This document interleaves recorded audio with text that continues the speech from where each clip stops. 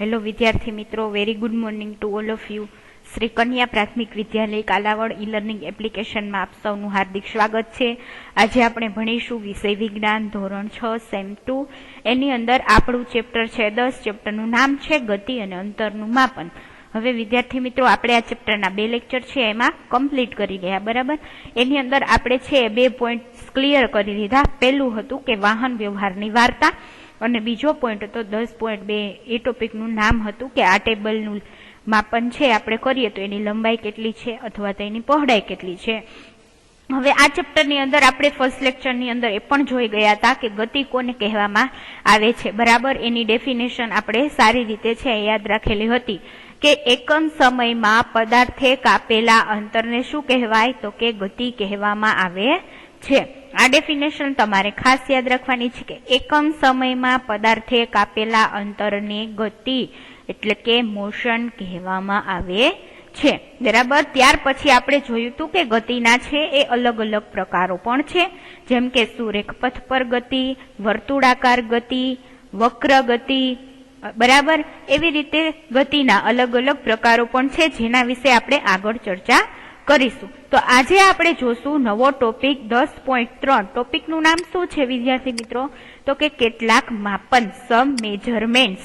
હવે આપણે આગળના ટોપિકમાં જોયું હતું કે પહેલાના જમાનાની અંદર આપણે છે માપનના કોઈ ચોક્કસ પ્રકારના એકમો ન હતા, બરાબર. ત્યારે માણસો શું કરતા, તો કે એના વેતની લંબાઈ, એના હાથની લંબાઈ અથવા તો પગના તળિયાના, બરાબર, માપની લંબાઈ, એવી રીતે શું કરતા, એવી રીતે બધું યાદ રાખીને મેજરમેન્ટ કરતા કે આપણા કોઈ ટેબલ પડેલું હોય તો એ વેતથી માપતા કે આ ટેબલ આટલા લંબાઈનું છે કે 3 વેતનું છે, બરાબર. એવી રીતે અલગ અલગ પ્રકારની વસ્તુનું મેજરમેન્ટ એ અલગ અલગ આપણા હાથના આંગળા દ્વારા અથવા તો પગના પંજા દ્વારા કરતા. કે ફોર એક્ઝામ્પલ કોઈ રૂમ છે, બરાબર, એની લંબાઈ માપવી હોય તો એ શું કરે, તો કે પગલા જેટલા થાય એનું મેજરમેન્ટ કરી લઈએ કે આ રૂમની લંબાઈ છે કેટલી છે, તો કે 9 પગલા જેટલી, અને પહોળાઈ કેટલી છે, તો કે 10 પગલા જેટલી. એવી રીતે એ લોકો મેજરમેન્ટ કરતા, બરાબર. હવે એના ઉપરથી આપણને છે એ ચોક્કસ ખ્યાલ ન આવતો, બરાબર. શા માટે? કારણ કે એ લંબાઈમાં ઘણા વ્યક્તિના પગ છે એ લાંબા હોય અથવા અમુકના છે એ ટૂંકા હોય. એવી રીતના હાથની આંગળીઓ પણ અમુક લોકોની થોડીક લાંબી હોય, અમુકની ટૂંકી હોય, એટલે પ્રોપર મેજરમેન્ટ આવતું ન હતું, બરાબર. તો ધીમે ધીમે જેમ જેમ વિકાસ થતો ગયો, બરાબર, તેમ તેમ નવા નવા વાહન વ્યવહારના સાધનો પણ આવતા ગયા, અને એની સાથે સાથે છે એ નવા નવા માપનના એકમો છે એની પણ શોધ થઈ. હવે આપણે આ ટોપિક છે 10.3 કેટલાક માપન, એની અંદર આપણે છે એ એક પ્રવૃત્તિ કરી હતી 10.1, બરાબર. પ્રવૃત્તિ નંબર 1 છે એ આપણે વિડીયો લેક્ચરની અંદર કમ્પ્લીટ કરી ગયેલા છે, બરાબર. જે આપણો બીજો લેક્ચર હતો વિડીયો લેક્ચર, એમાં મેં છે એ તમને પ્રવૃત્તિ નંબર 1 છે એ કમ્પ્લીટ કરાવેલી છે, જેની અંદર તમે વર્ગખંડની લંબાઈ અને પહોળાઈ છે એ તમારા પગની મદદથી, બરાબર, તમારા પગના પંજાની મદદથી એનું મેજરમેન્ટ તમે લીધેલું હતું. હવે આજે આપણે કરીશું પ્રવૃત્તિ નંબર 2, બરાબર. પ્રવૃત્તિ નંબર 2 ની અંદર શું કરવાનું, તો કે સમૂહમાં કાર્ય કરો. તમારામાંથી પ્રત્યેક તમારી વેતનો ઉપયોગ તમારા વર્ગના ટેબલની લંબાઈ માપવા માટે કરો, જે તમને આકૃતિમાં બતાવેલું છે, બરાબર. હવે જેવી રીતે પ્રવૃત્તિ 1 ની અંદર આપણે વર્ગખંડની લંબાઈ અને પહોળાઈ છે આપણા પગના પંજા એટલે કે આપણા પગના તળિયાની મદદથી જેવી રીતે કરેલી હતી, બરાબર, કે વર્ગખંડની લંબાઈ છે એ 23 પગલા જેટલી પહોળી છે, બરાબર, અને એની લંબાઈ કેટલી છે, તો કે 22 પગલા જેટલો વર્ગખંડ લાંબો છે અને 23 પગલા જેટલો વર્ગખંડ પહોળો છે. તો આવી જ ઇન્ટરેસ્ટિંગ પ્રવૃત્તિ છે પ્રવૃત્તિ નંબર 2. એમાં તમારે શું કરવાનું, આમાં તમારે બીજી વસ્તુનો ઉપયોગ કરવાનો. શેનો, તો કે તમારે વેતનો ઉપયોગ કરવાનો છે, અને એની મદદથી તમારા વર્ગખંડની અંદર એટલે કે તમારા ક્લાસની અંદર જે ટેબલ હોય એની તમારે લંબાઈ મેજર કરવાની, જે તમને આકૃતિમાં બતાવેલું છે. હવે તમને પ્રશ્ન થાય, વેત એટલે શું, બરાબર. એક વેત તમે જનરલી છે જે આપણા જૂના છે વડીલો છે એને સાંભળેલું હશે બોલતા કે એક વેત, બરાબર, કે આની લંબાઈ છે, તો એમ વાત કરતા હોય જનરલી કે 2 વેત જેટલું એ લાંબુ હતું. વેત એટલે શું, તો કે વેત એટલે તમારા અંગૂઠાથી લઈને છેલ્લી આંગળી સુધીનું જે ડિસ્ટન્સ હોય, જે તમને અહીં આકૃતિમાં બતાવેલું છે, તમારા અંગૂઠાથી લઈને છેલ્લી આંગળી સુધીનું જે અંતર આવે એને શું કહેવાય? આટલા અંતરને અહીંયાથી લઈને અહીંયા સુધીના અંતરને એક વેત કહેવાય. બરાબર, એ ખાસ યાદ રાખવાનું છે. એક વેત એટલે ક્યાં? તો કે અંગૂઠાથી લઈને છેલ્લી આંગળી સુધીનું જે તમારું અંતર થાય એને કહેવાય એક વેત, જે તમે આકૃતિની અંદર જોઈ શકો છો. તો આ પ્રવૃત્તિની અંદર તમારે શું કરવાનું? તો કે વર્ગખંડની લંબાઈ છે એ તમારે મેજર કરવાની છે. માપન માટે તમે અહીંયા જુઓ છો કે તમારી એક વેત જેટલી લાંબી દોરી તથા આ દોરીના લંબાઈના ટુકડાઓના ભાગની આવશ્યકતા પડશે. બરાબર, હવે તમારે શું કરવાનું? તમારું જે તારણ આવે એને તમારે કોષ્ટક 10.2 તમને જે આપેલું છે એની અંદર તમારે છે ફિલ કરવાનું. જેવી રીતે આપણે છે એ કોષ્ટક 10.1 છે એમાં આપણે વર્ગખંડની લંબાઈ અને પહોળાઈ છે, બરાબર, એ માપેલી હતી. વિદ્યાર્થીનું નામ આપણે ગમે XYZ લખી દઈએ. બરાબર, ઉદાહરણ તરીકે XYZ વિદ્યાર્થીનું નામ. વર્ગખંડની લંબાઈ છે એ 23 પગલા હતી અને પહોળાઈ કેટલી હતી? તો કે 20 પગલા. બરાબર, એવી રીતે તમે તમારે ગ્રુપ બનાવી લો અથવા તો તમારા ક્લાસમેટમાંથી તમને જે પસંદ હોય એની જોડે તમારે આનું મેજરમેન્ટ કરીને અલગ અલગ વિદ્યાર્થીઓના નામ લખવાના અને એની પગલાની લંબાઈ છે, વર્ગખંડની લંબાઈ એના પગલામાં કેટલી થાય અને પહોળાઈ કેટલી થાય એ મેજર કરવાનું. હવે અહીંયા પણ એવું જ કરવાનું કે ટેબલની પહોળાઈ માપવી. આપણો એમ જ શું છે, આપણો હેતુ છે આ પ્રવૃત્તિ કરવાનો? તો કે ટેબલની પહોળાઈ માપવી અને શેમાં? તો કે વેતમાં. બરાબર, હવે તમારે અહીંયા લખવાનું ટેબલની પહોળાઈ છે કોણે માપી? હવે તમારે તમારું નામ રશ્મિ હોય, ઉદાહરણ તરીકે રશ્મિ. બરાબર, અને વેતોની સંખ્યા છે એને ટેબલનું મેજરમેન્ટ કરેલું હતું તો કેટલી વેત થઈ? તો 3 થઈ હોય તો 3. એવી રીતે બીજું હોય, ફોર એક્ઝામ્પલ માનસીનું થતું હોય 2 and 1/2 એટલે કે 2.5 થતી હોય તો તમારે લખવાનું 2.5 અથવા તો 2.1/2. એવી રીતે કોઈ બીજી ગર્લનું આપણે નામ લખીએ, ઉદાહરણ તરીકે ખુશાલી. હવે એની વેતોની સંખ્યા છે એને ટેબલ મેજર કર્યું તો 4 આવતી હોય તો અહીંયા લખવાનું 4. એવી રીતે આ ટેબલ છે તમારે ફિલઅપ કરી દેવાનું. બરાબર, તો આના ઉપરથી આપણને શું ખ્યાલ આવશે? આ પ્રવૃત્તિ આપણે કરશું. બરાબર, જેવી રીતે પ્રવૃત્તિ 1 કરી એવી રીતે તમારે આ પ્રવૃત્તિ પણ એકદમ ઈઝી છે અને તમે કરી શકો એવી છો. તો આપણે જોઈએ છીએ કે માપનો અર્થ અજ્ઞાત જથ્થાની કેટલીક જ્ઞાત જથ્થા સાથે સરખામણી છે એવું થાય. બરાબર, એટલે માપનનો અર્થ શું થાય? તો કે અજ્ઞાત જથ્થાની કેટલાક જ્ઞાત જથ્થા સાથે સરખામણી. અજ્ઞાત એટલે કે જે આપણને ખબર ના હોય એવું, અને જ્ઞાત એટલે કે જાણીતું, જે આપણે જાણતો હોય. એટલે કે જે જાણતા ન હોય એવા જથ્થાની કેટલાક જાણીતા જથ્થા સાથે સરખામણી કરવી એને શું કહેવાય? તો કે માપન કહેવામાં આવે છે. હવે આ જ્ઞાત જથ્થાને એકમ છે એ કહે છે. એટલે જ્ઞાત જથ્થો એટલે શું? તો કે જાણીતી જે વસ્તુ હોય એને જ્ઞાત જથ્થો કહેવાય અને એને શું કહેવાય? તો કે એકમ કહેવામાં આવે છે.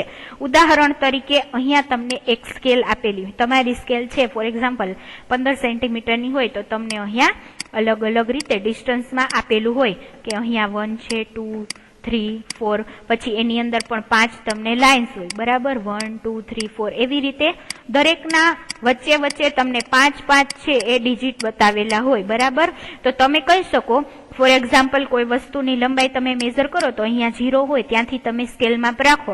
બરાબર, ત્યાંથી 1 થી વચ્ચેના ત્રીજા જે લાઇન સુધીની હોય તો તમે શું કહી શકો કે 1.3 સેન્ટીમીટર એ વસ્તુની લંબાઈ છે. બરાબર, તો હવે આપણને ખબર પડી ગઈ કે આની લંબાઈ કેટલી છે? તો કે 1.3 સેન્ટીમીટર. હવે સ્કેલ ઉપર માપ દર્શાવેલું હોય ત્યારે જ આપણને ખબર પડે. એટલે જે ખબર છે આ સ્કેલ માપ એ શું કહેવાય? તો કે એ જ્ઞાત જથ્થો કહેવાય. અને જ્ઞાત જથ્થાને શું કહેવામાં આવે છે? તો કે એકમ.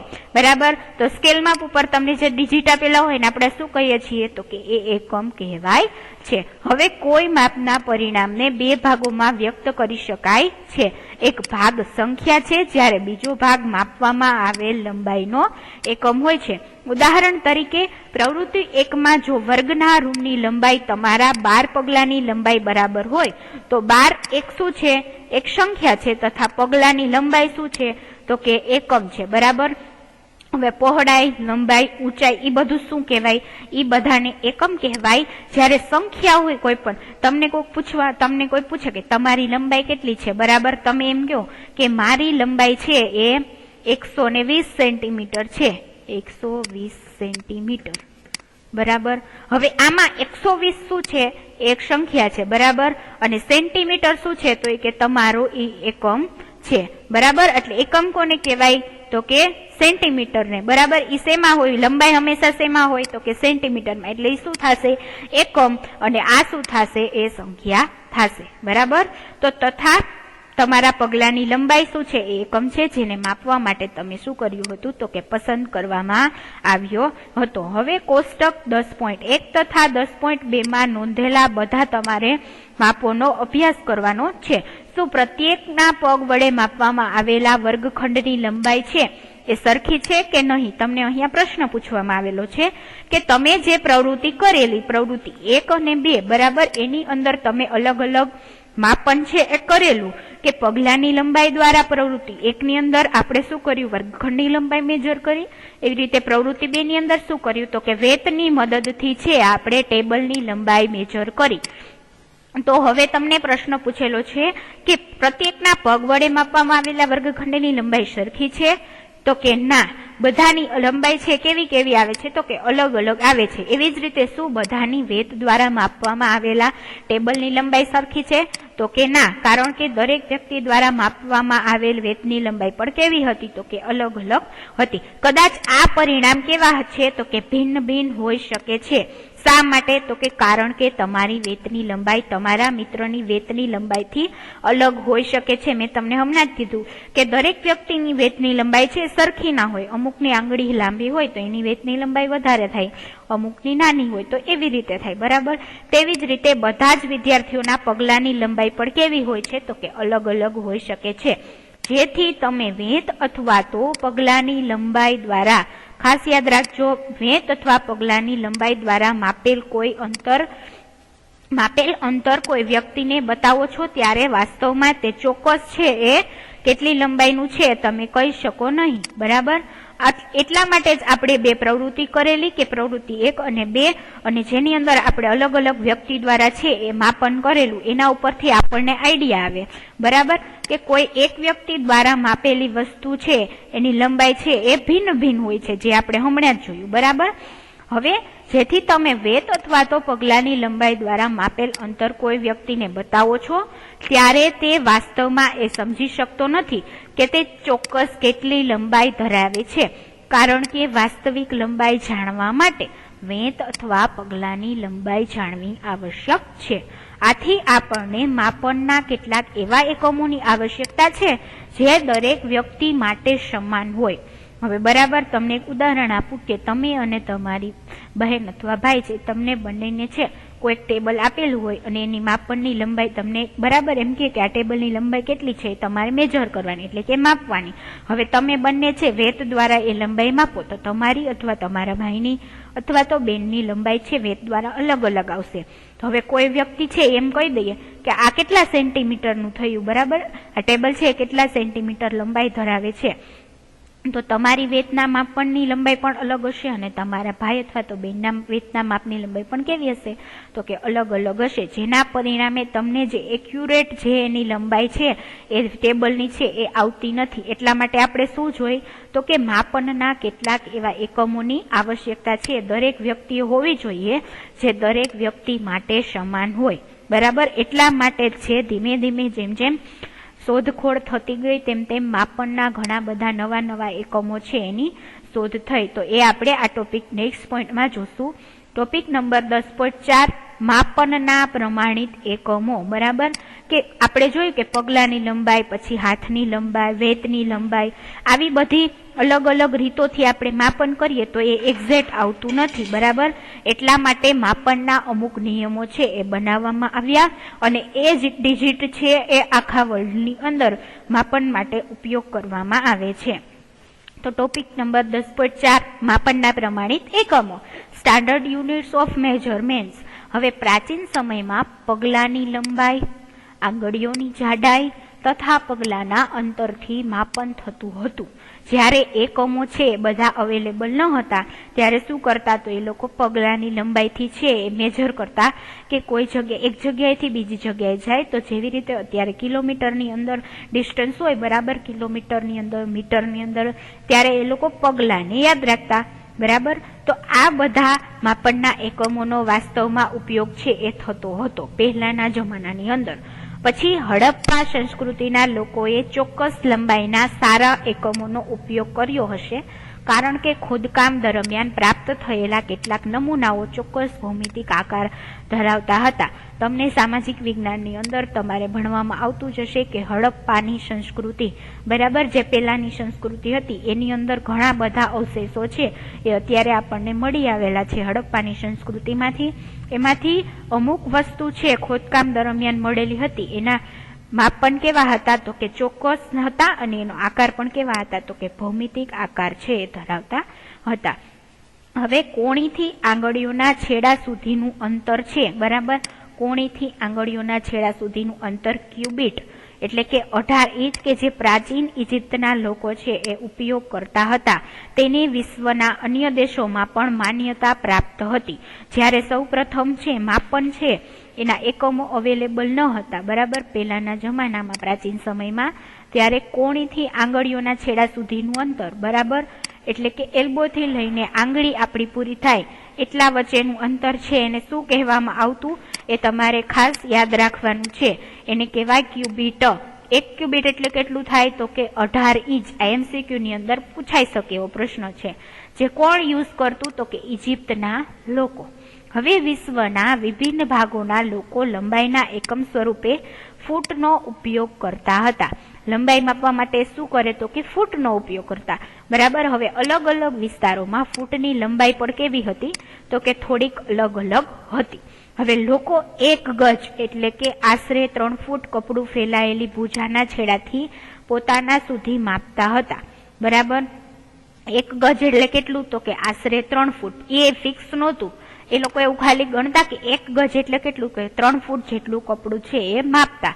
હવે રોમવાસી પોતાના પગ અથવા પગલાઓ દ્વારા લંબાઈ માપતા હતા બરાબર. આ બધો હિસ્ટોરિકલ પાર્ટ છે જે તમને MCQ ની અંદર પૂછાઈ શકે કે રોમવાસી છે પોતાની લંબાઈ શેના દ્વારા માપતા તો કે પોતાના પગ અથવા તો પગલાઓ દ્વારા છે એ લંબાઈનું મેજરમેન્ટ કરતા હતા. આ ખાસ યાદ રાખવાનું છે. હવે પ્રાચીન ભારતમાં ટૂંકું અંતર માપવા માટે આંગળી અથવા તો મુઠ્ઠીનો ઉપયોગ કરતા બરાબર.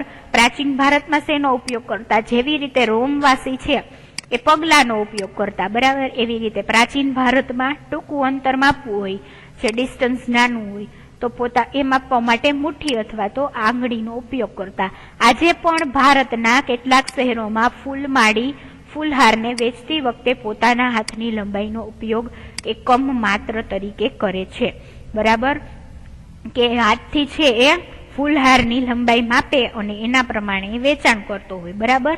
હવે સુવિધા અનુસાર શરીરના એવા અનેક ભાગોનો એકમો સ્વરૂપે પહેલા ઉપયોગ થતો હતો. તેથી પ્રત્યેક વ્યક્તિના શરીરના માપોમાં થોડી ભિન્નતા હોવાને કારણે માપનમાં શું થાય તો કે મૂંઝવણ આવે. આપણે પહેલા જ જોયું કે દરેક વ્યક્તિના પગલાની લંબાઈ અથવા તો વેતની લંબાઈ કેવી હોય તો કે અલગ અલગ હોય, જેના પરિણામ સ્વરૂપે શું થતું પહેલાના જમાનામાં તો કે માપનની અંદર છે એ પ્રોબ્લેમ આવતો, કારણ કે મેજરમેન્ટ તમને એક્યુરેસી એટલી ન મળે જેટલી તમારે જોતી હોય, કે એક્ઝેક્ટ તમને લંબાઈ અથવા તો પહોળાઈ ન મળે બરાબર. જેના પરિણામે તમે છે કોઈ પણ તમારે વસ્તુ કરવી હોય અથવા તો કઈ કપડાં સીવડાવવા હોય તો તમારું મેજરમેન્ટ પ્રોપર ન હોય તો એ પ્રોપર સિવાય નહીં અથવા તો પ્રોપર છે બને નહીં.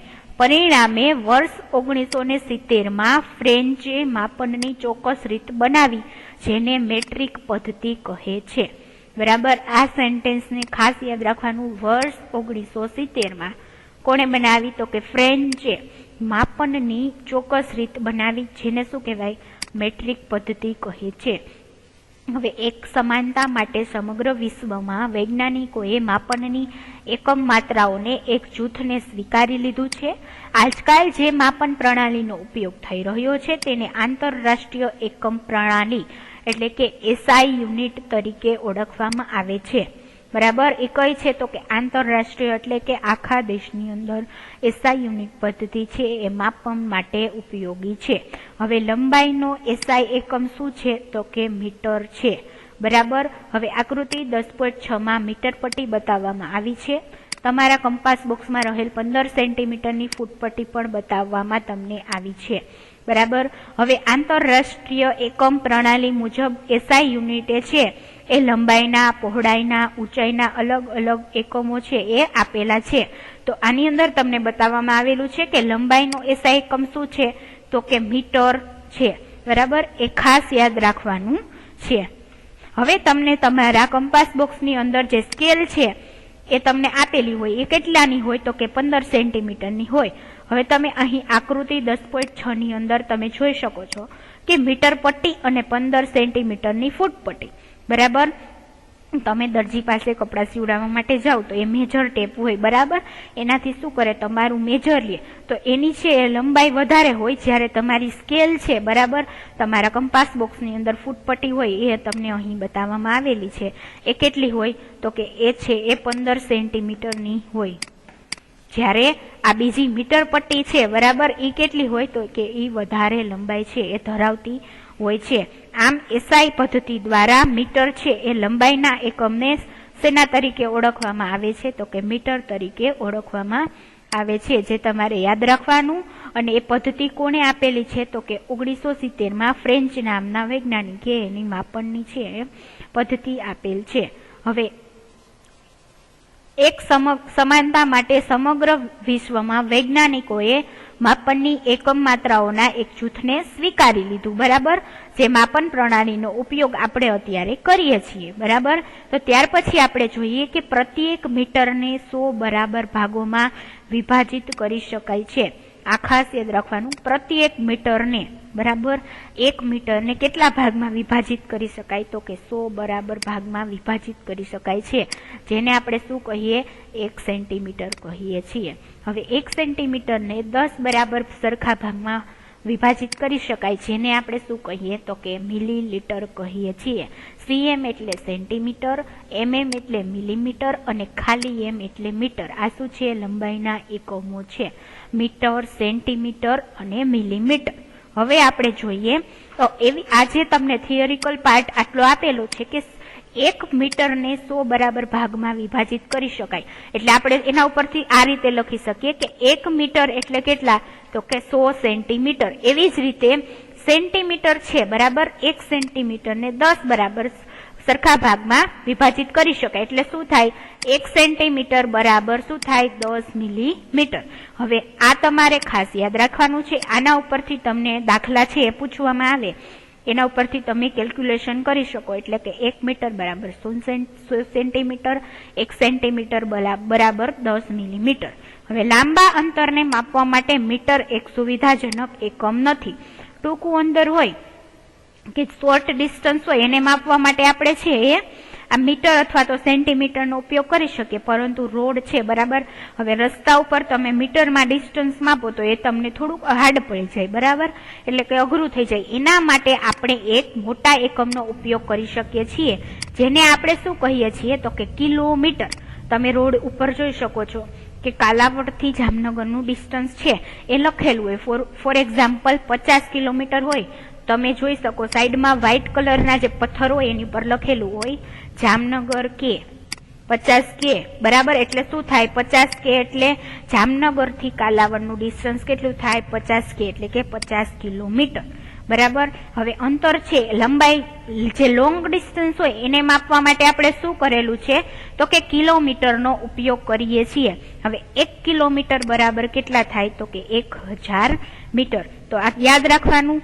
બરાબર. 1 મીટર એટલે 100 સેન્ટીમીટર, 1 સેન્ટીમીટર એટલે કે 10 મિલીમીટર અને 1 કિલોમીટર એટલે કે 1000 મીટર. બરાબર. હવે આપણે આપણી બધી માપન પ્રવૃત્તિઓમાં એકમ માત્રાનો ઉપયોગ કરીને પુનરાવર્તિત કરી શકીએ છીએ. બરાબર. તથા લંબાઈને એસઆઈ એકમમાં માપી શકીએ છીએ. આપણે આગળ જ જોયું કે આંતરરાષ્ટ્રીય એકમ પ્રણાલી દ્વારા એસઆઈ એકમ છે એ તમને આપવામાં આવેલો છે, જેની અંદર પર્ટિક્યુલર માપન છે એ કરી શકીએ છીએ. લંબાઈના માપનને શું કહેવાય એકમમાં? તો કે મીટર કહેવાય. પછી ત્યારબાદ આપણે એ પણ જોયું કે 1 મીટર એટલે 100 સેન્ટીમીટર, 1 સેન્ટીમીટર એટલે 10 મિલીમીટર અને 1 કિલોમીટર બરાબર 1000 મીટર. બરાબર. હવે એવું કરતા પહેલા આપણે અંતર તથા લંબાઈ માપવાની સાચી રીત છે એ પણ જાણવી આવશ્યક છે. બરાબર. હવે અહીંયા સુધી આપણે રાખીએ, ત્યાર પછીનો નેક્સ્ટ પોઈન્ટ છે એ આપણે નેક્સ્ટ લેક્ચરની અંદર જોશું. Thank you.